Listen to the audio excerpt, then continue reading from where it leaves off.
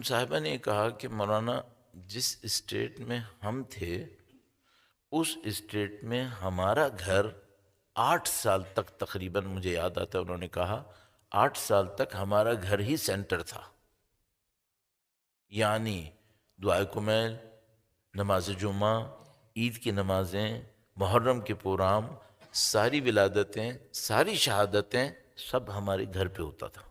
کئی سال پہلے کی بات ہے۔ انہوں نے کہا کہ مولانا ہم نے زندگی میں کتنی نماز شب قضا کی ہیں ہمیں پتہ ہے، واجب نماز نہیں ہے ہو رہی بات، نماز شب کتنی قضا کی ہیں انہوں نے کہا وہ ہمیں پتہ ہے، اتنی گنی چنی ہے۔ سال میں 1 مہینہ نہیں، 3 مہینے کتنے سال سے روزے رکھ رہے ہیں یہ ہمیں یاد نہیں ہے، یہ ہمیں یاد نہیں ہے۔ اس طرح کی انہوں نے 4-5 باتیں کی۔ اس کے بعد انہوں نے اصل دھماکہ کیا۔ انہوں نے کہا کہ ہمارا کوئی بچہ مسلمان نہیں رہا ہے۔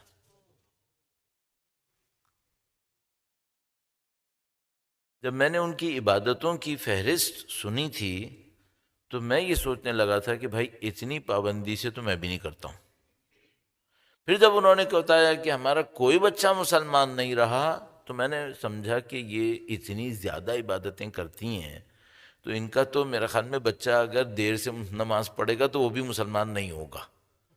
تو میں نے کہا کہ مثلا اب وہ لوگ نماز نہیں پڑھتے، کہنے لگے نہیں نہیں، انہوں نے اپنے مسلمان نام تبدیل کر دیے، اس طرح اسلام سے باہر گئے۔ صحیح۔ انہوں نے کہا کہ مولانا ہمیں یہ سمجھ میں نہیں آ رہا کہ ہماری غلطی کہاں ہے، ہوا کیا ہے یہ؟ یعنی کہ ہم ماں باپ ہونے کے ناطے ہم نے جتنا کچھ کیا اس میں کیا اپنی اولاد کے لیے دعا نہیں کی ہوگی؟ ظاہر کی تھی۔ یہ ہوا کیوں ہمارے ساتھ؟ صحیح۔ اب اس میں کوشچن مارک کس کے اوپر آ رہا ہے؟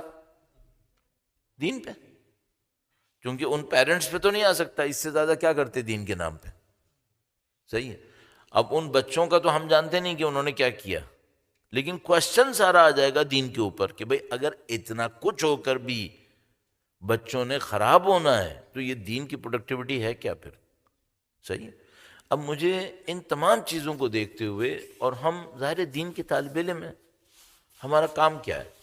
ہمارا کام یہ ہوتا ہے کہ ہم کہیں پہ بھی جاتے ہیں یہ دیکھتے ہیں دین لوگوں کو کیا دے رہا ہے، لوگ دین سے کیا لے رہے ہیں، جو یہ لے رہے ہیں یہ وہی ہے جو دین نے دینا تھا۔